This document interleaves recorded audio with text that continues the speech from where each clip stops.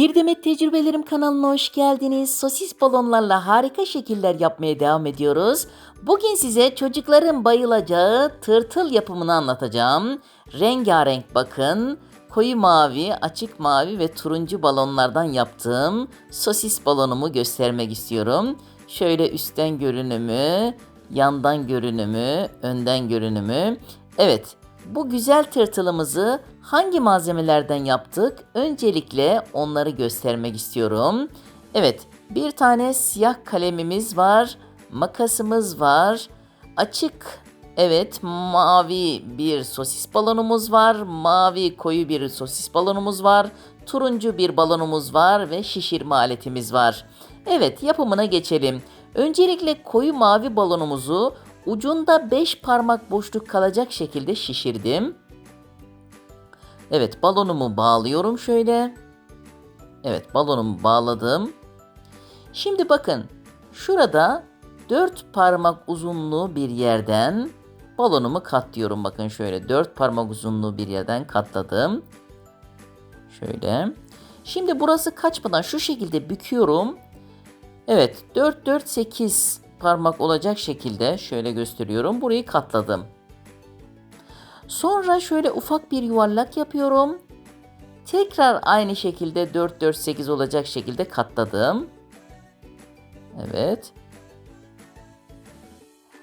Yine ufak bir yuvarlak yapıyorum. Tekrar şu şekilde katlıyorum. Bakın 4 4 8 olacak şekilde katladım. 5 5 10 da olabilir bu katlayacağımız yerler. Burada eğer balonumuz yetiyorsa dördüncüyü yapabiliriz. Yetmiyorsa bu da yeterli 3 tane. Evet, dördüncüyü de aynı şekilde ufak bir yuvarlaktan sonra yine 4 4 8 ya da 5 5 10 şeklinde bunu yaptık. Şimdi diğer balonumuza geçeceğiz. Açık mavi balonumu alıyorum. Yine bunun da yine ucunda 5 parmak boşluk kalacak şekilde şişirdim. Bakın bu verdiğim ölçüler tamamen fikir vermesi amaçlıdır. Balonun modelleri ve elin ölçüleri değişebilir. Evet, şöyle ufak bir yuvarlakla başlıyoruz bu sefer. Yine 5 parmak 4-5 parmak uzunluğu bir yerden katladık. Yeniden ufak bir yuvarlak yaptım.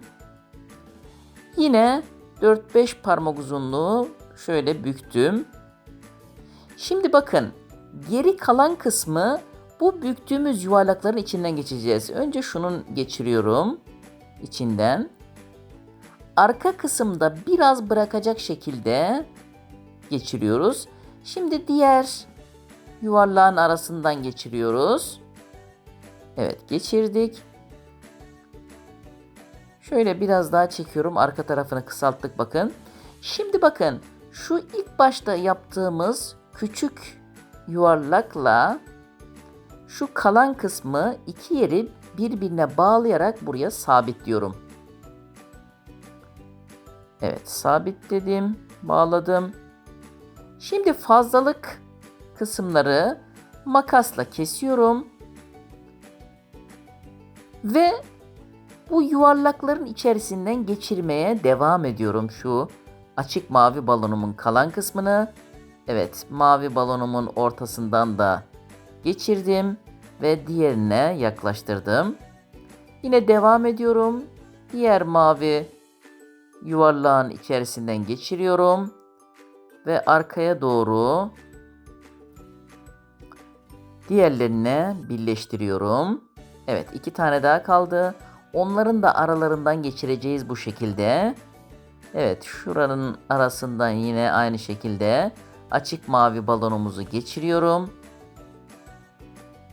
Evet ve yuvarlakları birbirine yaklaştırıyoruz. Tırtılımız yavaş yavaş şekillenmeye başladı. Evet, bu tırtıla çocuklar gerçekten bayılacak. Çocuklarınızla güzel bir etkinlik yapabilirsiniz. Evet, diğer son yuvarlağımızın da arasından geçiriyorum. Evet, biraz küçük yapmışım ben. Biraz geçmesi zor oluyor. 6 6 12 yapabilirsiniz. 5 5 10 yapabilirsiniz. Evet.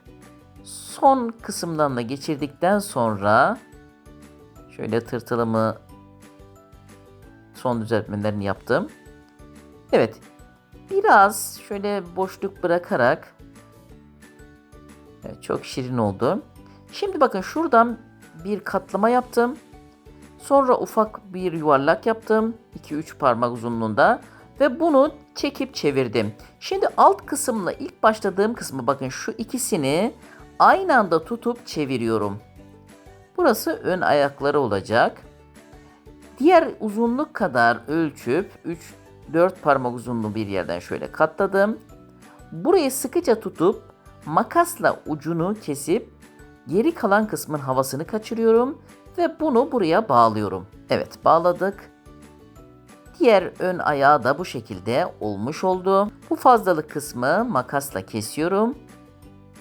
Evet, kestim. Şimdi gözlerini yapacağız. Gözleriyle alakalı turuncu balonumuzu alıyoruz.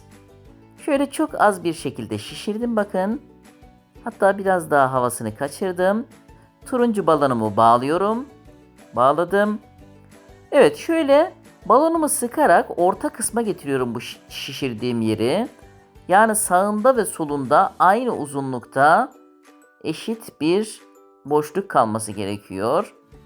Evet, ortasına getirdim.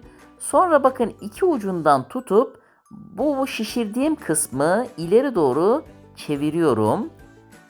Sonra orta kısmından büküp, evet büktük. Şu yuvarlak kısmı alttan yukarı doğru döndürüyorum ve buraya sabitliyorum. Bu şekilde gözlerini yapmış olduk. Evet, çok güzel oldu. Şimdi kalemimi alıyorum. Şöyle bir ağız çiziyorum. Evet, burun delikleri çizdim şu şekilde. Şuralara göz yapıyorum. Ve bu şekilde tırtılımızı tamamlamış olduk. Çok güzel, şirin bir tırtıl oldu. Sizler de çocuklarınızla bu etkinliği yapabilirsiniz. Daha fazlasıyla alakalı kanalımı bekliyorum. Abone değilseniz abone olur, like atar ve videomu paylaşırsanız çok memnun olurum. Bir sonraki videomda görüşmek üzere. İyi günler.